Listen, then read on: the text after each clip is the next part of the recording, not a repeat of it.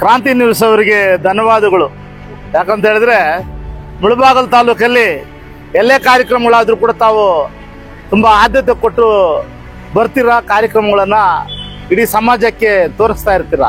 ಇಡೀ ತಾಲೂಕಿನಲ್ಲಿ ಪರಿಸರ ಎದುಗಡ್ತಾ ಇದೆ. ಬೆಟ್ಟಗಳು ನಮ್ಮ ಕಣ್ಣೆದುರುಗಡೆ ಕರಗಿ ಹೋಗ್ತಾ ಇದ್ದಾವೆ.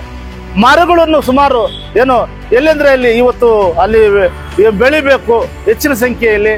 ಮತ್ತು ಪರಿಸರದಲ್ಲಿ ವಿಶೇಷವಾಗಿ ಕೆರೆಗಳ ಒತ್ತುವರಿ ಕಾರ್ಯಕ್ರಮಗಳಂತೂ ತುಂಬಾ ನೋವಿನ ವಿಚಾರ. ಈ ಭೂಮಿಗಳ ಮೇಲೆ ವ್ಯಾಮೋಹ ಜಾಸ್ತಿ ಆಗಿ ಜನರು ಏನು ಕೆರೆಗಳನ್ನ, ಕುಂಟೆಗಳನ್ನ, ಗೋಮಾಳಗಳನ್ನ ಮತ್ತು ಗುಂಡುತೋಪುಗಳನ್ನ ಈ ರೀತಿ ನಾನಾ ರೀತಿಯಲ್ಲಿ ಅದನ್ನೆಲ್ಲ ದುರುಪಯೋಗ ಪಡಿಸ್ಕೊಳ್ತಾ ಇದ್ದಾರೆ. ಅವೆಲ್ಲ ಕೂಡ ಉಳಿಸ್ಕೋಬೇಕು, ಬೆಳೆಸ್ಕೋಬೇಕು ಮತ್ತು ಪಕ್ಷಿ ಪ್ರಾಣಿಗಳನ್ನ ಸಂರಕ್ಷಣೆ ಮಾಡೋಂಥದ್ದು ಆಗಬೇಕಾಗಿದೆ. ಈ ರೀತಿಯಾಗಿರ್ತಕ್ಕಂಥ ಕಾರ್ಯಕ್ರಮ ಮಾಡುವ ಮುಖಾಂತರ ಮುಂದಿನ ದಿನಗಳಲ್ಲಿ ಕರ್ನಾಟಕ ರಕ್ಷಣಾ ವೇದಿಕೆ ತನ್ನ ಅಸ್ತಿತ್ವವನ್ನ ಇಡೀ ರಾಜ್ಯದಲ್ಲಿ ಮುಳಬಾಗಿಲಿಂದ ಪ್ರಾರಂಭ ಆಗಿ ರಾಜ್ಯದವರೆಗೂ ಕೂಡ ಕಾರ್ಯಕ್ರಮ ಕೊಡ್ತೀರಾ ಅನ್ನೋ ಭರವಸೆ ನಮಗಿದೆ ಅಂತ ಹೇಳ್ತಾ ಈ 4 ಮಾತುಗಳನ್ನು ಮಾತಾಡ್ತಾ ಇದ್ದೀನಿ.